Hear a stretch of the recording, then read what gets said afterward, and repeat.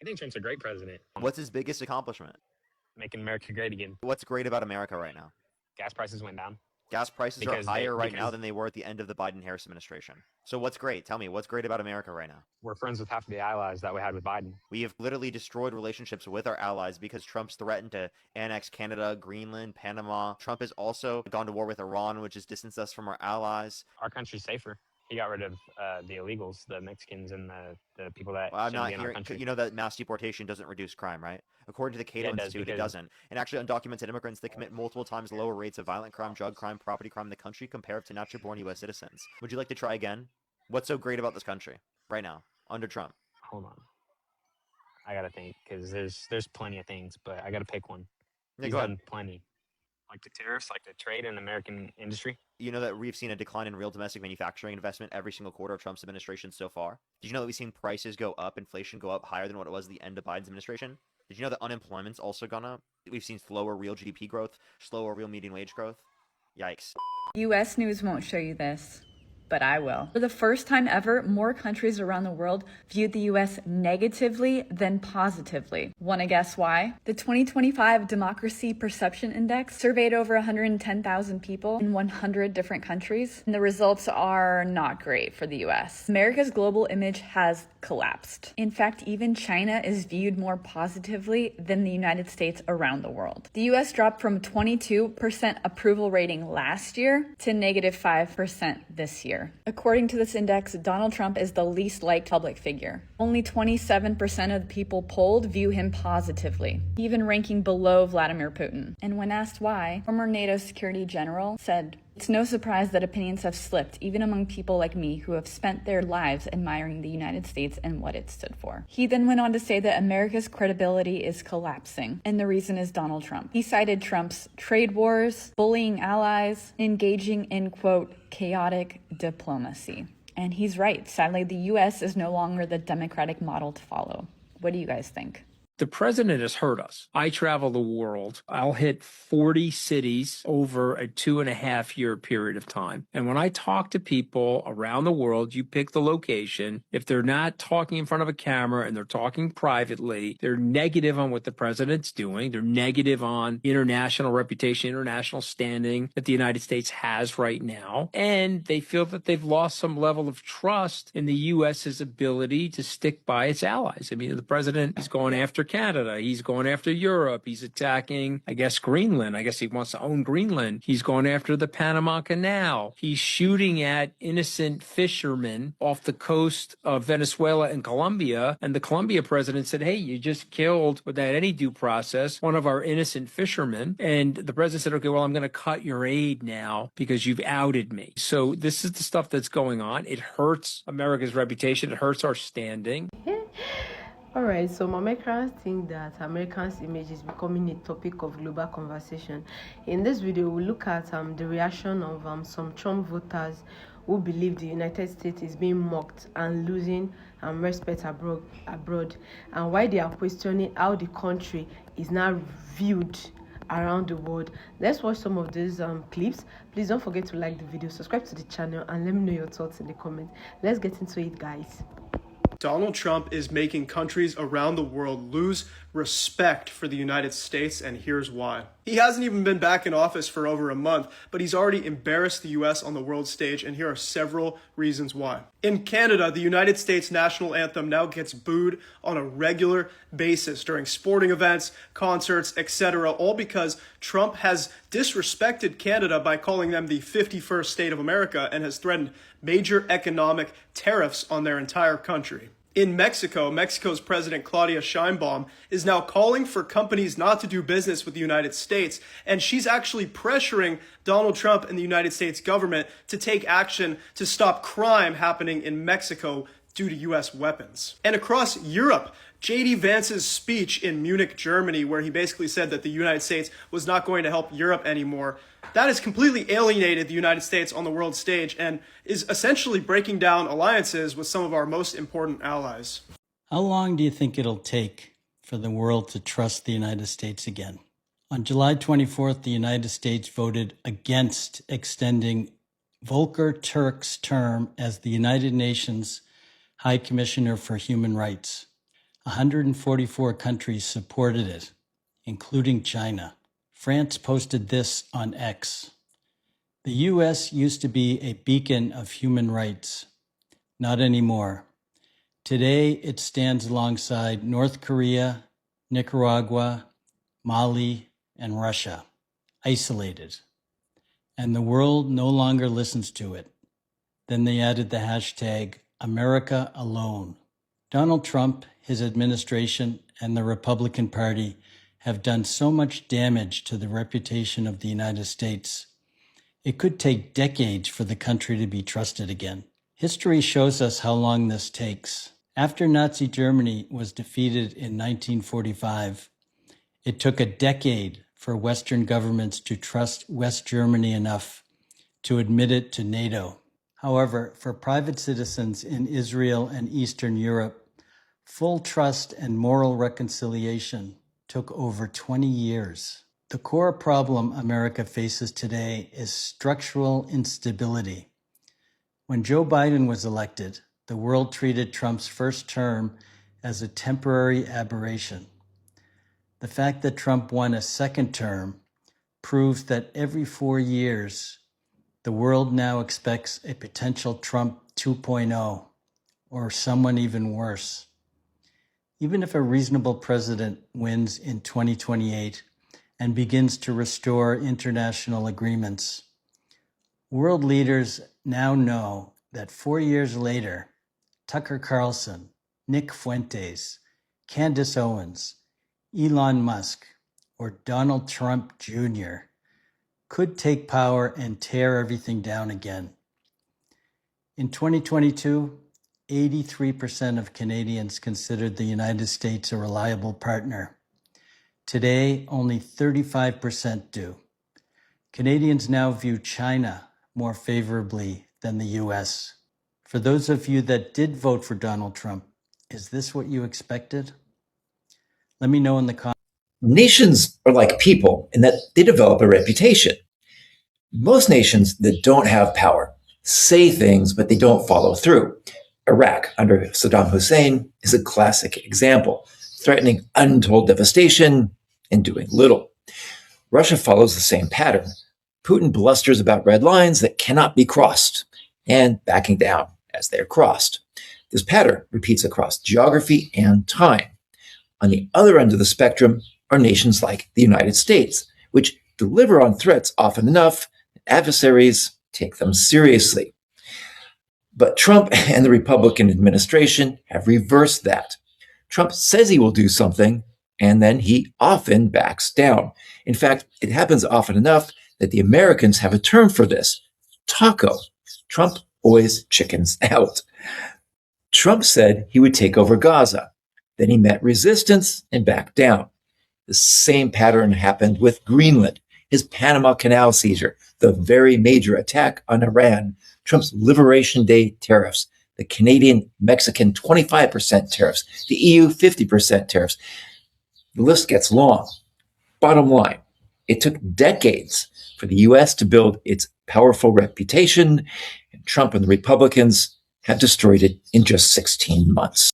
This is actually the worst thing Donald Trump has done for America, is destroyed the reputation of America.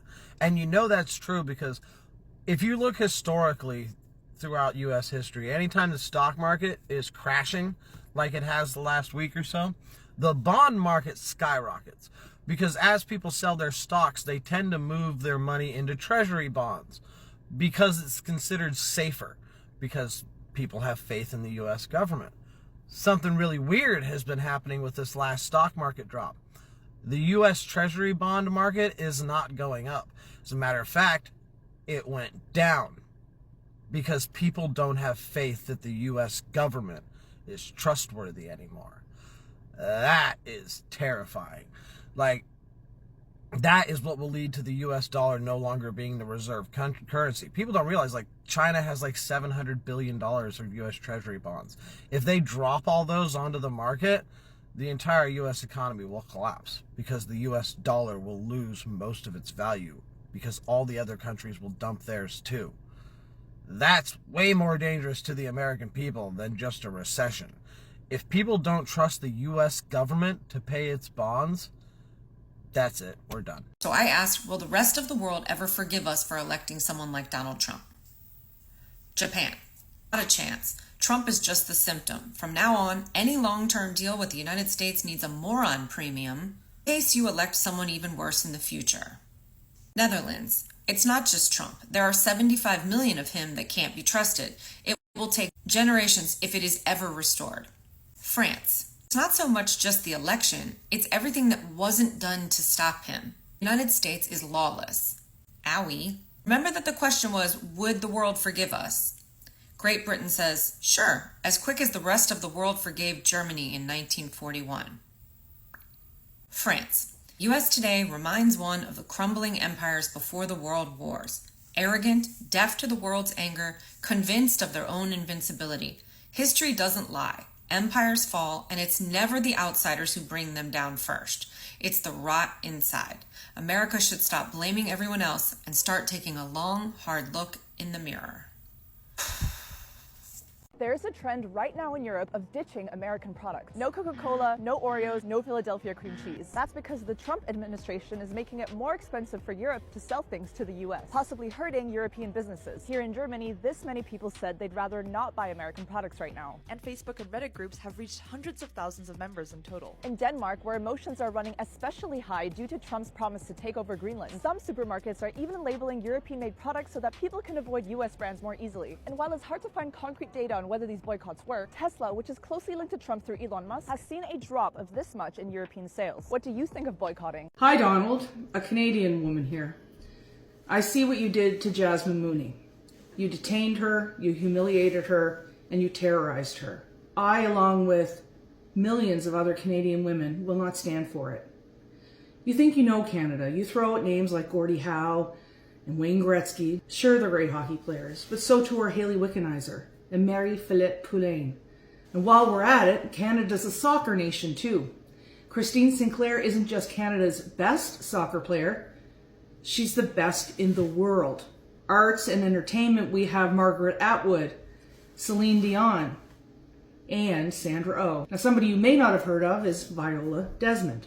Viola kicked off her shoes and the first civil rights movement in all of North America. She was Rosa Parks before there was a Rosa Parks. And I want to remind you of Nicola Goddard. She was the first woman in the Canadian forces to die in combat.